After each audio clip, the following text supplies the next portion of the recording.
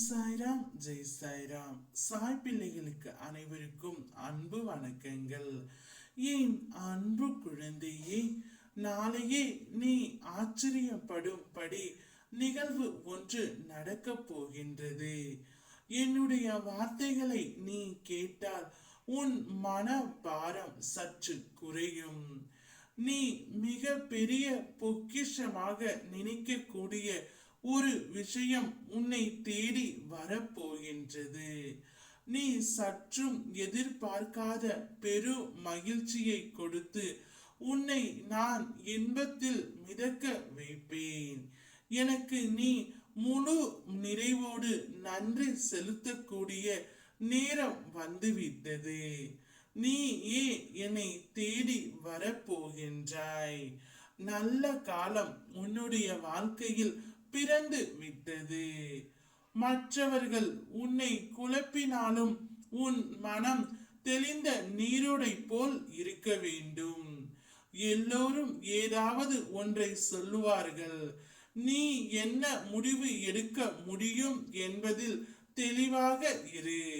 வாய்ப்பு வரும்போது பார்த்து கொள்ளலாம் என்பதை விட இப்போது வாய்ப்பினை உருவாக்க முடியுமா என்று தேடி பார்த்தால் நல்ல வாய்ப்புகள் இருப்பது உன்னுடைய கண்களுக்கு புலப்படும்.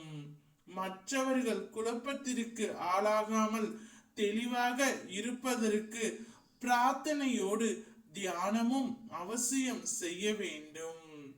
இன்று கோவிலுக்கு வந்து தரிசித்துவிட்டு சிறிது நேரம் தியானம் செய். மற்றவர்கள் பேசுவது கவனிப்பதை விட உன் ஆழ்மனம் பேசுவதை கவனி. உன் வாழ்விற்கான பல தீர்வுகள் ஆழ் மனதில் ஆழ்ந்து கிடைக்கின்றன. என்னுடைய அருளால் உன் மனம் தெளிவடையும். உனக்கு கஷ்டம் வரும்போது அடுத்தவன் வந்து உதவ போவது இல்லை. அடுத்தவன் உனக்காக உன் வாழ்க்கையை வாழப் போவதும் இல்லை. பிறகு ஏன் அடுத்தவன் என்ன நினைப்பான் என்று நீ யோசிக்கிறாய்? வாழ்க்கையில் நீ தனிமைப்படுத்தும் போது வருந்தாதே. அந்த நேரத்தில் தான் உன்னை சுற்றி உள்ளவர்களின் சுய ரூபம் உனக்கு தெரியும். நம்மை சுற்றி உள்ளவர்கள் எவ்வளவு போலியானவர்கள் என்ற தனிமைதான் ஒரு மனிதனின் வாழ்க்கையை செதுக்குகின்றது. எப்போதும் மலிவாக கிடைப்பதனால்தான் சில நேரம் நீ மதிக்கப்படாமலேயே இருக்கின்றாய்.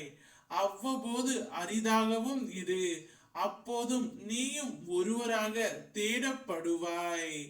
உன்னை சிம்மாசனத்தில் அமர்த்தும் வரை நான் உன்னை தாங்குவேன்.